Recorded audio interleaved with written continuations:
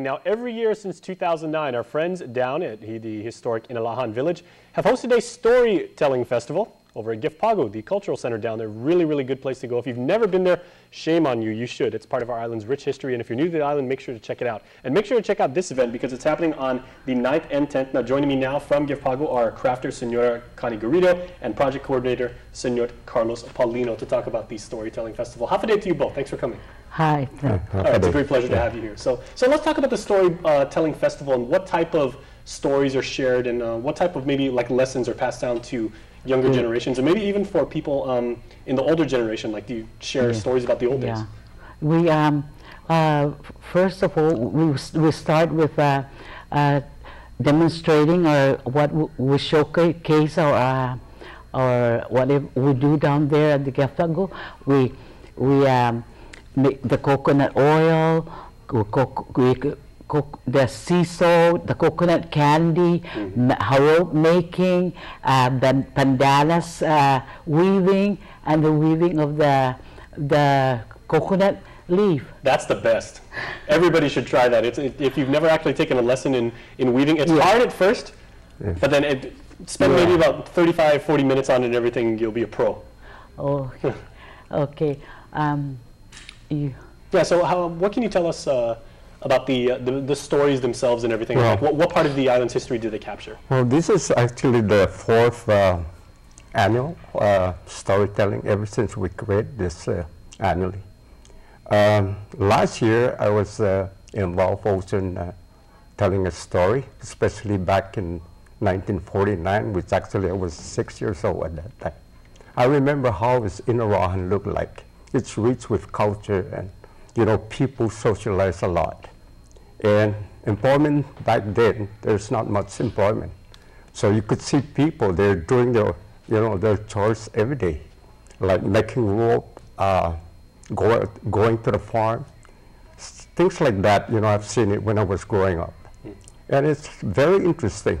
Today, now visitors are coming down here to visit us, to showcase, what our culture is all about, like making salt, making rope. A lot of young people, they don't understand that we don't just go to any hardware store, to get our needs, like salt, for instance, rope making, and the natural resources that we have there, like the nipa, the coconut leaf. We make a lot of things about, our natural surrounding us. Now, since 2009, since this event started, have you found yourself sharing these stories to younger Guamanians and maybe like people in the military and foreigners? Or, yes. And have you seen like people from your own age group also come in and just share their own stories with you about how Guam used to be? Jason, since to every hut down there that is occupied, there's a story into it. Like for instance, they come in and see how we make salt or something like that. And behind that, what is the history? What makes it so important to to tell our younger generation and our visitors? Is that when I stand there and talking about salt, the process of making salt, but I always look at the Bay of Inalahan, and it reminds me when I was very young. There's a certain type of fish that migrate into that bay, especially like mackerel, and we call it atula, of course. And you could see people, the mayor will call all the people, especially those people that owns a dragnet, and they'll mend it together. And the people will be on the other side of the bay line, and on the other side of the bay also people will be there,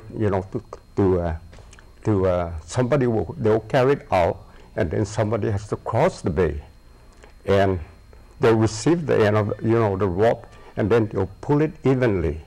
Once it reaches the all the way in, and that's could see thousands and thousands of fish, and we're talking about how do you preserve all this catch without salt? There's no refrigeration at that time.